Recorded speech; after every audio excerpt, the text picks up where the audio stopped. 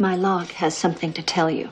This morning, we are continuing our journey through Stalking the Wild Pendulum on the Mechanics of Consciousness by Itzhak Bentov, great hero of the weird, mind opener of the CIA. So let's just get down to business. Chapter 4, Part 4, an experiment with time. If you've been with me on the journey, we've talked about the microscopic world of us and how deep down inside, where our atoms and electrons and whatever the fuck are bouncing around, it's just all vibrations and void. We also got into the holographic universe theory a little bit. So if you want to really get into that, check out chapters 1 through 3, parts 1 through 3. Let's get into the fun stuff. Let's get into the reading.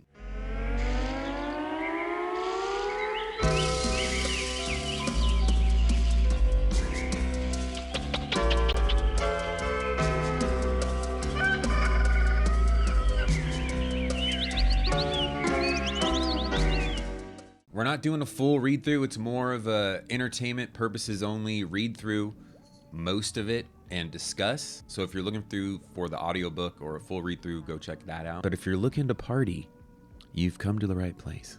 Before we start this chapter, it would be good to remind the reader of the purposes of this book as described in the introduction. We are faced here with the phenomena that are difficult to explain. It will take many years before science will have even a rudimentary understanding of mental phenomena, aka psychic phenomena. That's real. It is common practice in science to try and make a model which describes a certain set of phenomena closely. It may be a rudimentary model at first, which will be refined later as more knowledge of the area becomes available. A successful model for any set of phenomena has to fit these phenomena in a simple and economical way. The more new tenets are required to build the model, the more cumbersome and the more vulnerable it becomes. Knowledge moves in an ever-expanding upward spiral, which allows us to see from the higher turns of the spiral our previous knowledge. So this little whoop-de-doo right here, huh?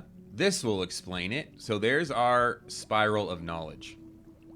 Starting down there with the little caveman with a club. Thus, Newton's mechanics have become a special case within Einstein's theory of relativity. So eventually, Einstein's relativity become a special case in a science that will account for both physical and mental phenomena. New and more sensitive methods and instruments enable us to do increasingly sophisticated measurements. We can now measure magnetic fields around our heads due to the tiny electric currents in the brain. We can make highly sophisticated measurements that show that whenever there is the slightest change in any system in the body, all other systems are somehow affected. No longer can we view our body as a collection of separate organs thrown into a bag in which a specialist can fix one organ without affecting the others. The gene theory or the clothes theory, you can't just pull, or red sweater Weezer theory, you can't just pull one cord. It'll leave you without a sweater. It affects everything. However, back to our model. In it, we'll try to tie together as many diverse phenomena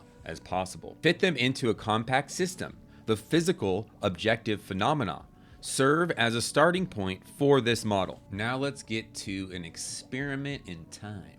In the previous chapters, we talked about the action of the nervous system, which receives input from the environment and codes it for us in an action rest language. This action is naturally occurring in time. That is, it takes time for any of these events to happen. When we think of time, we think of clock time. Action all around the world is synchronized by clock time, starting with train schedules, worldwide plane schedules, navigation, astronomy, worldwide telecommunication, etc. These depend completely on accurate timing. The accuracy standards of the timekeeping devices have been increasing rapidly due to the demands for more and more accurate timing for space communication, navigation, astronomy, etc. Rather than use mechanical clocks, we are relying nowadays on atomic clocks. This is not a clock in the usual sense, but a device that uses the very stable oscillation of the cesium atoms as a standard for timekeeping. All our clocks,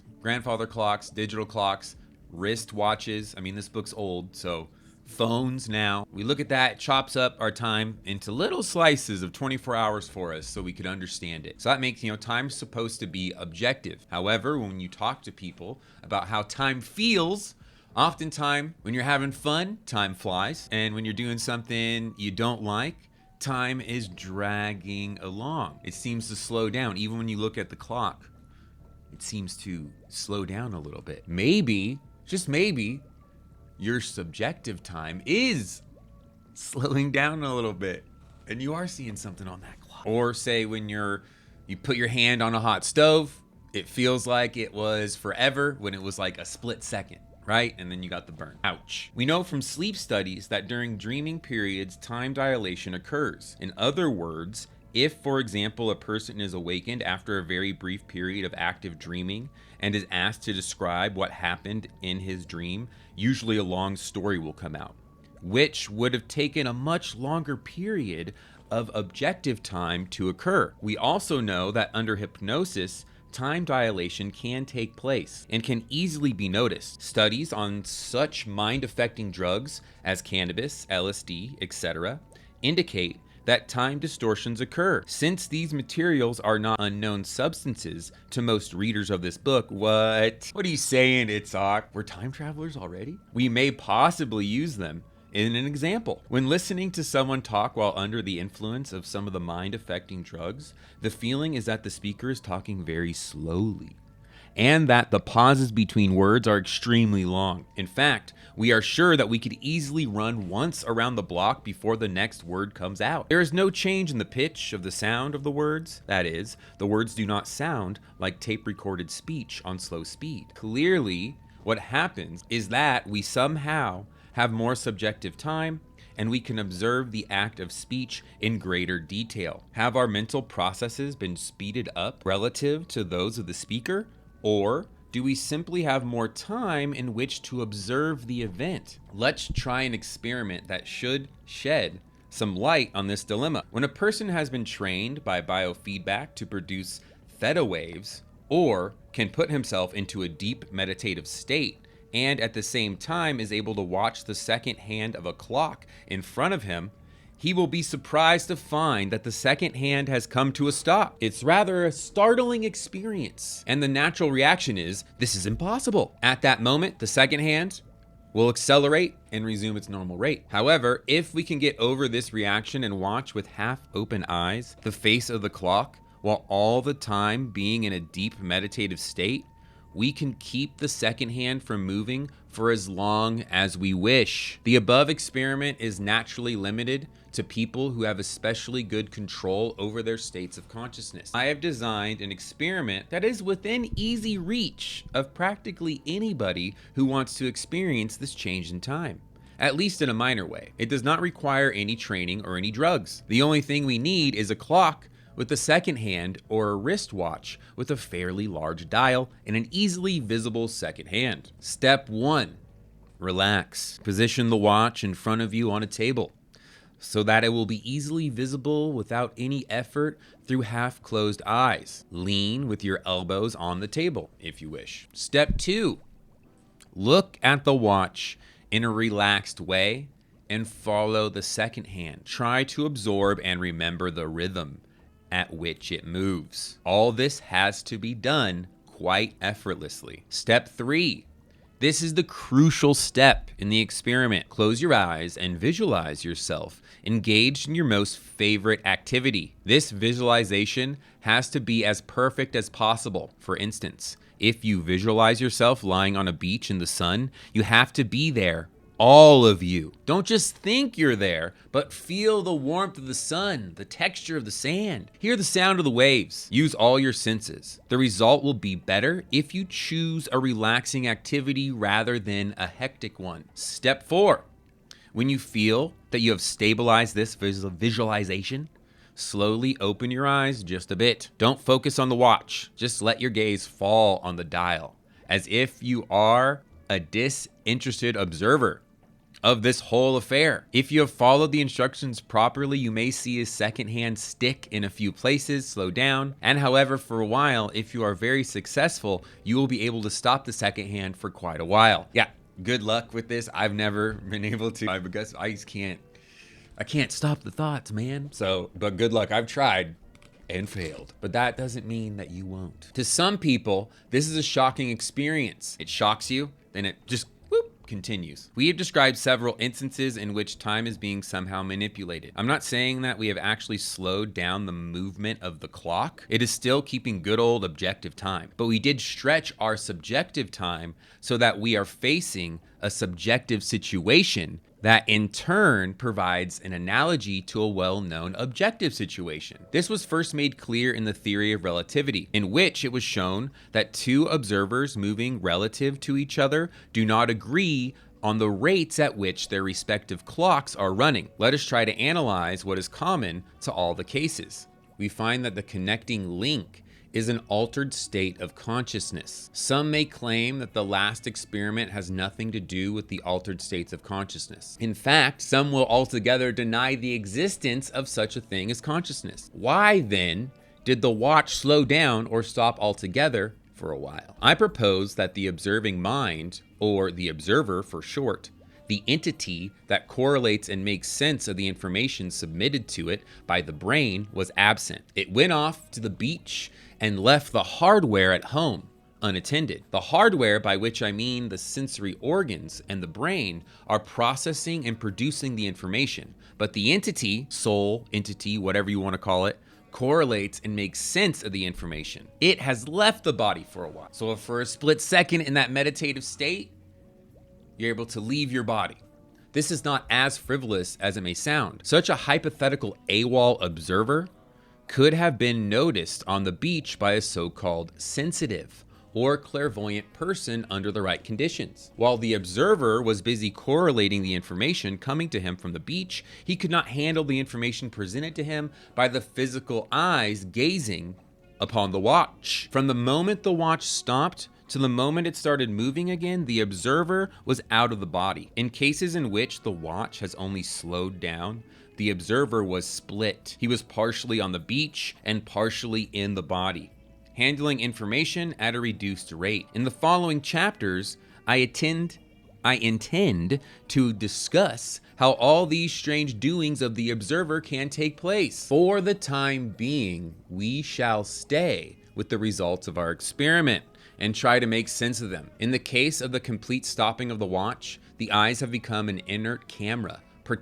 projecting to the screen of the brain the last information they have seen before the departure of the observer. This is analogous to the little mini calculators in use today. The screen displays and holds the last information the operator has punched in, or your text messages now. It holds it forever. An alert reader, that's you, has probably noticed by now an interesting property of this observer. He can flit about to distant places in fractions of a second. He may leave his physical body and be off to a beach thousands of miles away and be back all within 2 seconds.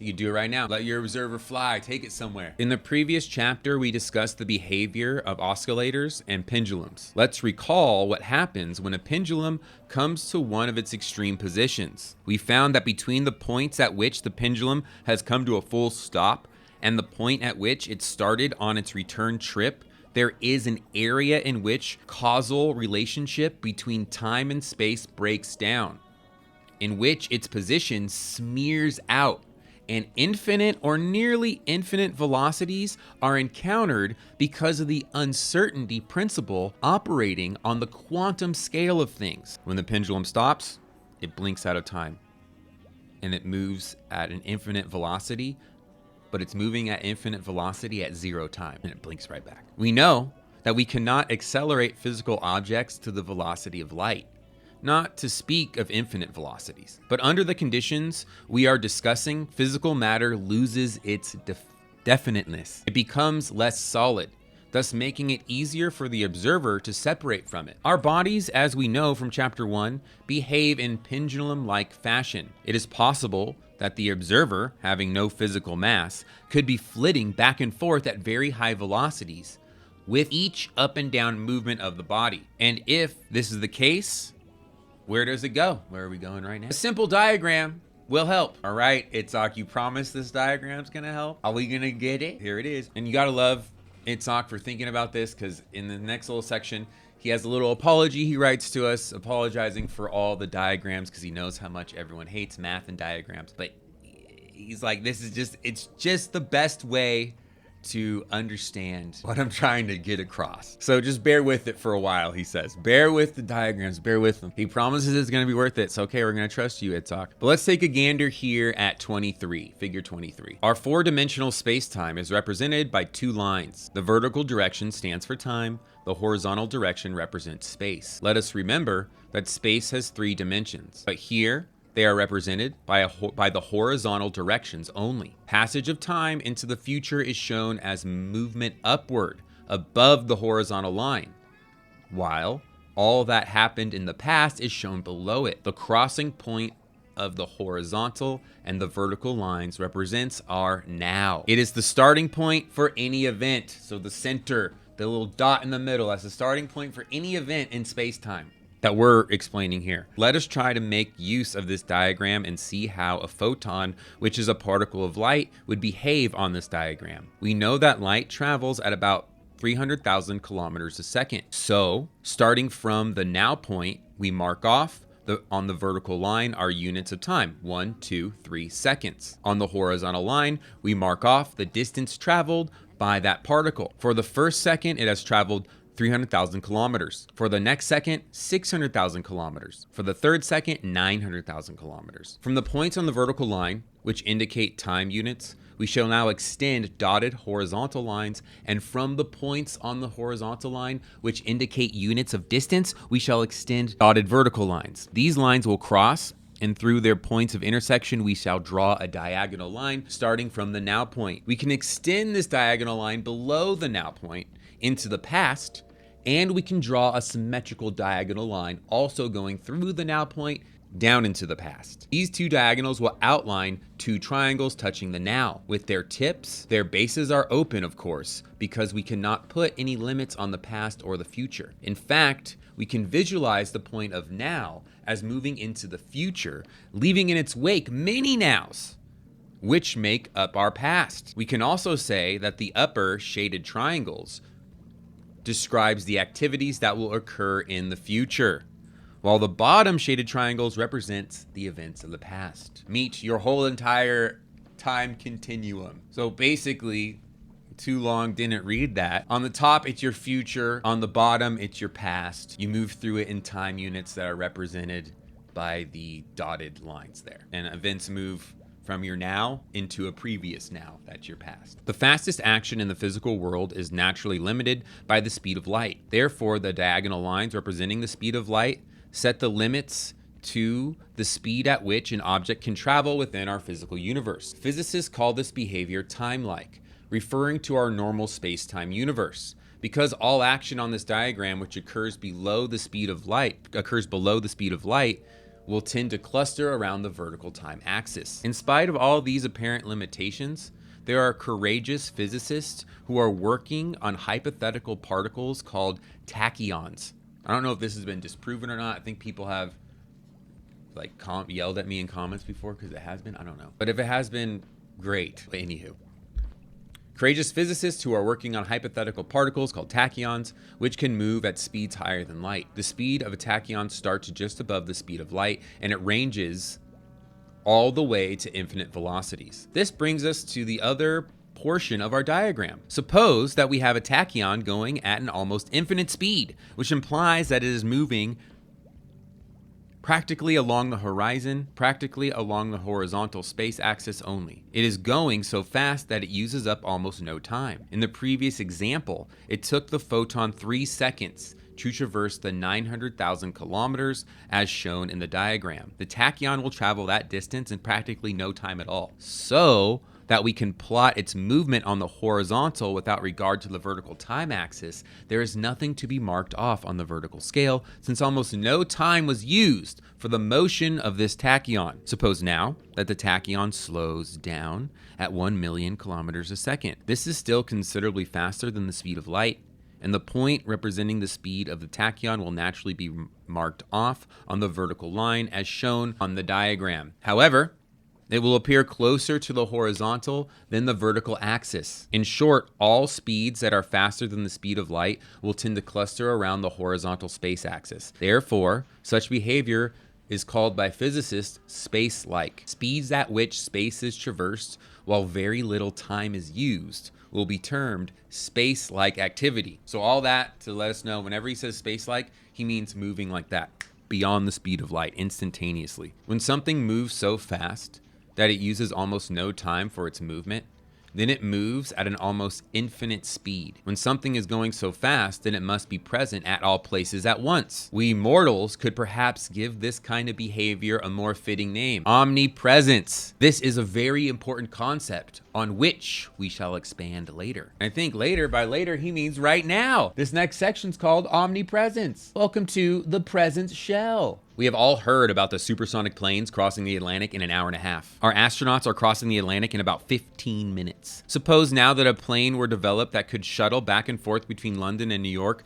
in half a minute. Imagine yourself asking the stewardess, "Woo!" That'd be quite a ride. As to your whereabouts, she will say, "We have momentarily left New York and we are approaching London." Oops, we're on our way back to New York. Clearly our question makes no sense. Where would you be? If you're moving that fast, where are you? Now suppose that we build a vehicle that can travel almost as fast as light. This means that we can go around our planet about 7 times per second. Looks like a diagram of the Flash moving around the planet. This allows us to see practically any point on our globe within a second, and the people on the Earth may see us always at one point or another, so that we are forming a shell of presence around the Earth. Let us now visualize that we move at almost infinite speeds. Then it's easy to see that we can go around and through our solar system or galaxy or universe for that matter many times a second, thus weaving a tight pattern throughout that system. We could see everything there is to see and be everywhere in practically no time at all. In other words, we would have become omnipresent. We've become omnipresent. It describes how we'll end up getting bored of being omnipresent. We're just moving fast. We want to store this information. So with our vast imaginations and being able to be everywhere all at once, we create this supercomputer that is able to process all the information, thus making us omnipresent and omniscient, knowing everything as well. So now with our omniscience and omnipresentness, we find ourselves spread throughout and around the solar system in a shimmering, vibrating shell, all-seeing and all-knowing. After all the difficulties in attaining this great technical feat are forgotten, the attainment of almost infinite speeds becomes commonplace to us. Now we turn inside and begin to contemplate our state, and we arrive at the paradoxical conclusion that going so fast is really the same as being at rest. In all places at once, we come to the conclusion that if we could only expand our consciousness somehow, our observer mind could fill all space and would not need to run so fast. Also, we now understand that attaining infinite speed would mean attaining another higher state of rest or state of being. The circle closes here. It is time once again to go back to our diagrams. We're going to make one similar to that of figure 23 with the same objective coordinates. By objective coordinates, we mean that they represent space and time as we normally know them. So that's this bad boy right here. Let's get into it. But parallel to these objective coordinates, let's add broken lines representing our subjective coordinates of subjective space and subjective time. In our normal waking state of consciousness, these two coordinate systems stay parallel and overlap. Most of the time, however, there is a periodic fluctuation which repeats approximately every 1.5 hours. I suggest that during altered states of consciousness, our subjective time-space coordinates separate from objective coordinates and rotate about the common center, as shown in the next figure here, figure 25. This one's a doozy, so you got some splaining to do, Mr. Bentov. Let's rotate the subjective coordinates by an arbitrary angle, which we'll call psi. And that's that little trident figure there in the little whoop-de-doo. And draw a line parallel to the horizontal objective space axis through the 1 second mark. This represents the projection of one objective second onto our subjective time. Now, let us find on it the intersection with the subjective time in the T sub, that little T over there, by measuring the length of the diagonal line from the now to the intersection. We find that our subjective time unit is longer than the objective one. In short, it looks as if we have more time than before to do what we are engaged in doing. In fact, For the angle chosen in the diagram, we have at our disposal 4 subjective seconds to 1 objective second. Let us return to the person under the influence of a mind-affecting drug who is listening to someone speak. Suppose that the speaker utters 1 word per second. The person under the influence, and presumably in an altered state of consciousness, will have more subjective time to listen to the word and will therefore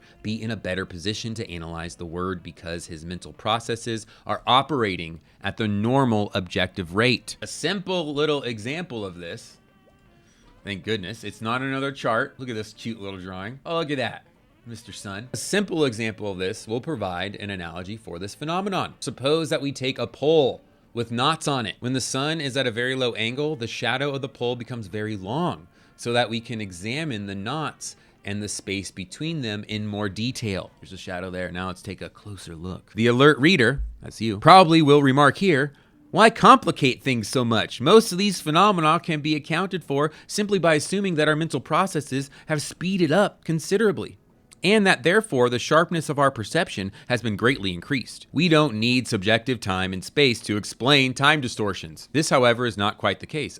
As we shall see later. Looking back, tell me now. At the diagram, we come to realize that any additional increase in the angle, the trident angle, the psi angle,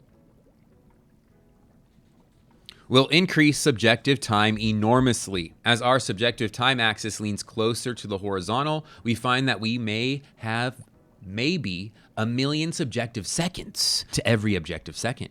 Because the point of intersection between the horizontal line marking the 1 second point and the objective line will meet our titled subjective time axis very far from the now point. And when our subjective time axis becomes finally horizontal, our subjective time becomes infinitely long, so that under these conditions, we are using no objective time at all. And now we can breathe a sigh of relief, because let me double check. We are free from diagrams. We've got a couple numbers coming, but we're free from diagrams from now. Let's break down what those diagrams were about. We have learned from the 2 space-time diagrams from figure 23, we know that the faster something moves, the closer it comes to the horizontal line. Where are you? There we know from figure 23 that the faster something moves, the closer it becomes. Let me do that one more time here. We know from figure 23 that the faster something moves, the closer it comes to the horizontal line, i.e., it exhibits a space-like behavior. Then from jolly old figure number 25,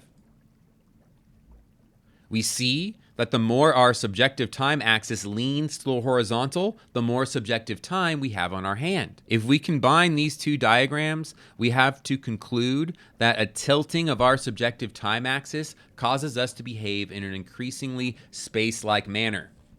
Like slow, like out there, beyond normal time. Able to move in space with less time, which means that in altered states of consciousness, we are rapidly expanding into space. In other words, an expansion of consciousness leads to an expansion into space. Buckle up, astronauts. This may occur at speeds below or above that of light. Here, the attentive reader, that's you, has probably noticed that in our subjective time, we have unceremoniously slipped through the velocity of the light barrier. This is something that no physical object can do, but our observer, being a non-physical entity, is he talking about a soul? Just like skirting around it, not to scare us away. Will have no problems doing this. However, this observer is still tenuously linked to the physical body, and the physical senses still relay messages to him in an undistorted form. He still operates, although loosely, against the background of physical space-time. By crossing the speed of light barrier, he finds himself in a space-like universe. This is a strange new universe, which there is no limit on speed, in which time is being converted into space, like dream-like landscapes, the beyond. Let us continue with the off and on us. We're off, we're on. All right, so it's time to put everything we've been learning about, the bizarre behavior, the pendulum, oscillators, how our bodies move in that moment, move in that way with our heartbeats. You know, we talked about the hierarchies of movements. Most things move in a pendulum-like way. or in a circular way, orbital, shaking, you know, you get it. If you weren't with me on those chapters, go check them out. But let's put all that together, right? When distances per unit time at the extreme point through which the pendulum is moving, that's when it's stopping, you know, when it's at the extreme point of itself, become extremely small, almost infinite or infinite speeds are encountered. But infinite speeds of what? The answer seems to be infinite speed of a non-physical entity or observer. While the physical body loses its definiteness in space, we cannot know its position, the observer retains its integrity as an information processing unit in spite of its rapid expansion into space. While all we can say about the physical body is that it blinks off and on twice per each oscillation at the points of rest. So as our bodies oscillate up and down 7 times a second, the observer, and that's from the heartbeat and stuff like that, the observer expands at the end of each movement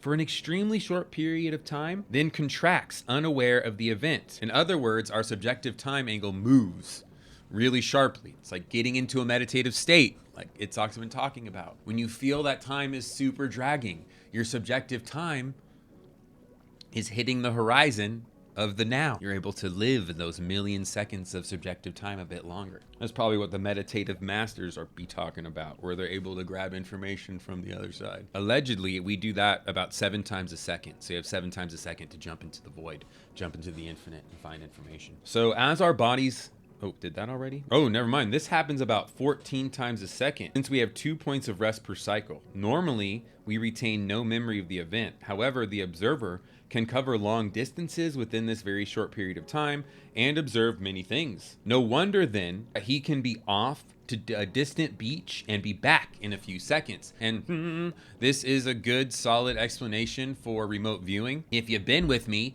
you know I love some great American psychic heroes, even if they're Canadian or not from America, like Pat Price and Ingo Swann, guys who proved that remote viewing is real. This is a good example of why it's real. Our consciousness is able to, or entity or observer is able to blink into the infinite. These guys just know how to access that. They are able to break into labs and read files and file cabinets, and it was confirmed what they read. Wild stuff. I've done some readings about it, but also just check those dudes out. Also check out Russell Targ and Harold Putoff and their book Mind Reach. They've also proven in that long ass time ago that we could all remote view. Let's all remote view each other right now, you know? What are you doing? What am I doing? What am I doing right now when you're trying to remote view me? Whenever you're watching this, wherever you're watching this.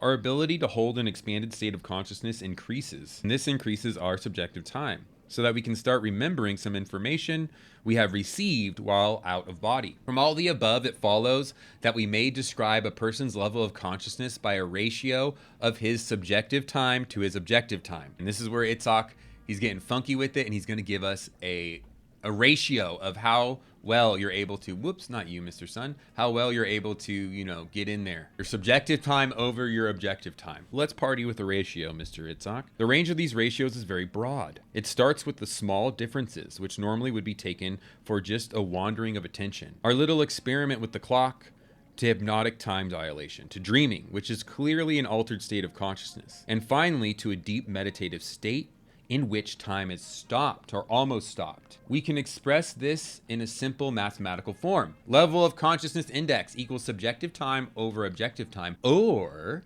take, for example, from figure 25, subjective time 4 seconds, objective time 1 second. So the level of consciousness index here would be 4/1 or 4. This is our level of consciousness index. We have not up to this point focused on what is happening to our subjective space coordinate.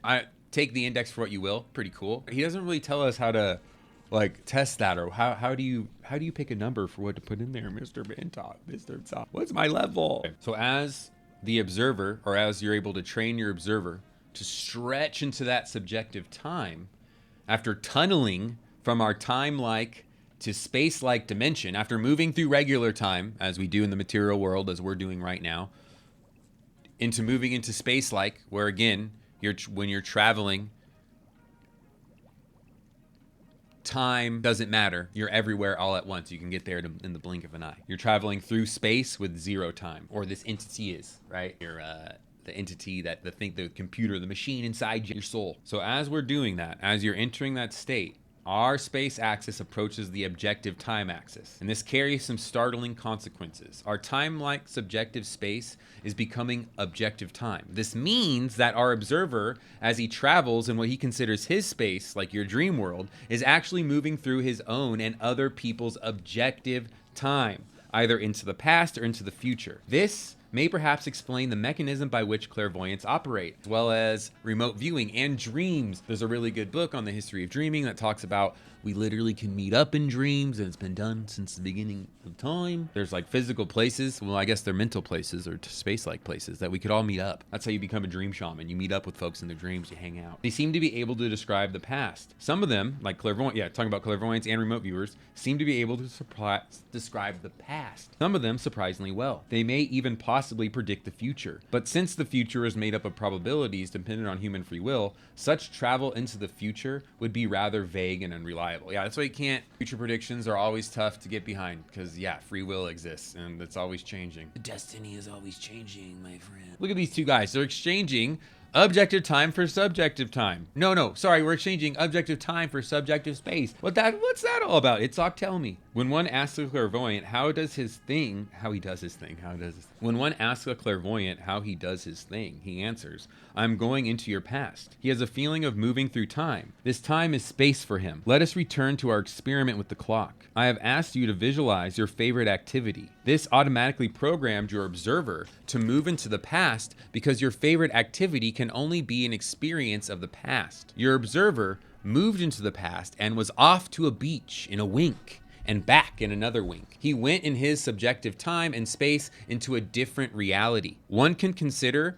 projecting one's observer into the future if this is not too strenuous. Again, time will slow down. All this sounds very confusing at first. However, it's rather simple and a compact way of explaining many puzzling phenomena to which there are as yet no scientific explanations. What then does reality consist of? How do we see reality in the light of all this? All right, and we are going to round the bases with our solid and not so solid reality. Now remember, we jump up and down, and within our bodies we oscillate and blink into the non-existent, blink into the void, blink into the expanse of the infinite about 14 times a second or 7 times a second. And remember that as we get into this next figure. Each time the body comes to a rest, 14 times a second, the observer expands at a very high speed through his subjective time into objective space. This expansion takes practically no time. Figure 28 describes the relationship between our different realities. Our solid physical reality goes on as usual,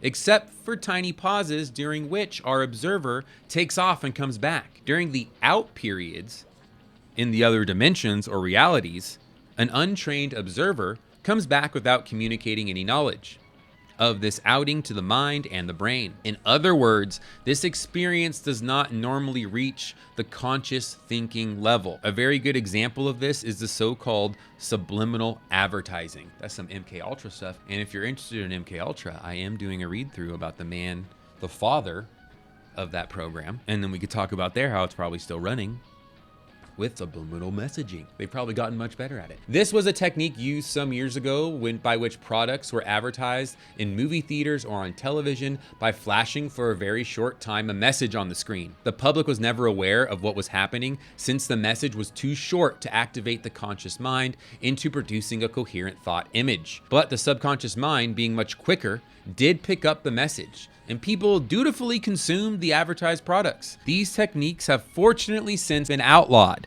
I mean, lots of things are outlawed, right? That's still going on. A trained observer, the one who can stay at a high level of consciousness for a while, has, as shown before, managed to stretch his subjective time considerably. Naturally, he may be able to observe and be imprinted with the information he sees. Then upon his return, he may formulate the imprinted visions into thoughts. While one is in an expanded state of consciousness, his reality diagram differs from that of figure 28. Let's compare. So here's typically, but then when you're in an expanded state of consciousness, it's much more smooth, you know? You're in, you're out, you're able to pick up some information, maybe. If you notice the top line, his other reality has become as continuous and stretched out as his physical reality. He is spending as much time there as on the physical level, not an actual objective time. He should therefore be able to make a coherent picture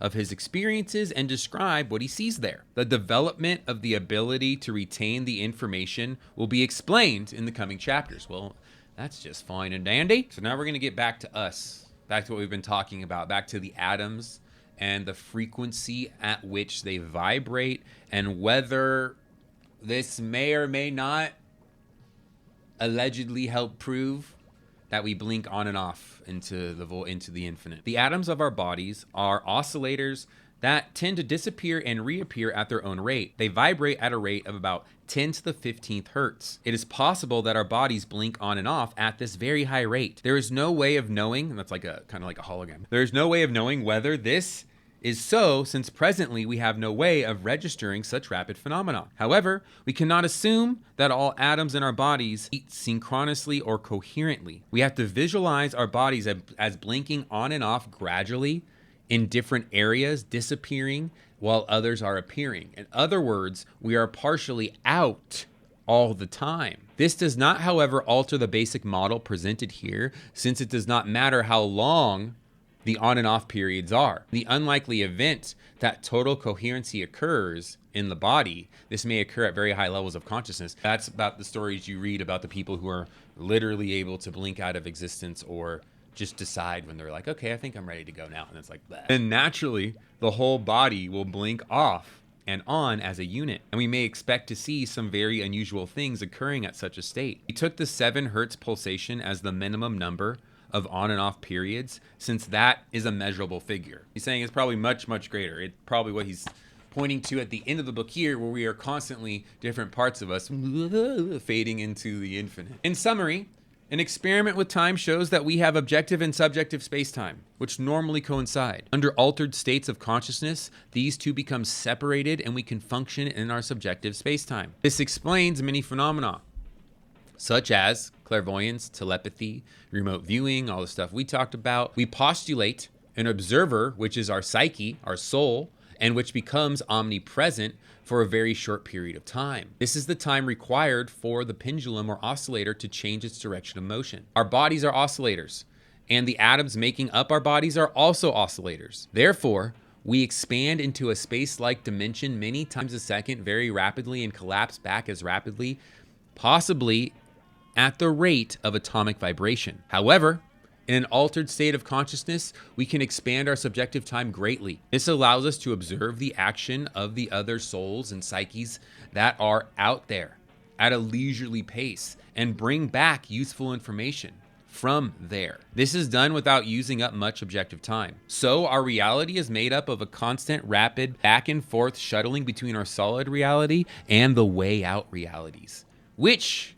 we share with everybody else. Everybody else? An expanded or higher state of consciousness implies an expansion of our psyche into space. We're all space travelers, folks. Stalking the Wild Pendulum, part 4. Thank you for joining me. Ta-ta. Have a beautiful rest of your day, week, night, whatever. I'll be back Saturday night, late night, for some Monsters After Midnight. Don't know what we're discussing yet, but we'll have some fun. So join me then, or catch the videos on the YouTubes. Yeah, okay, beautiful. I appreciate the hanging out. Whatever you're going off to do, good luck in it, and I'll catch you later.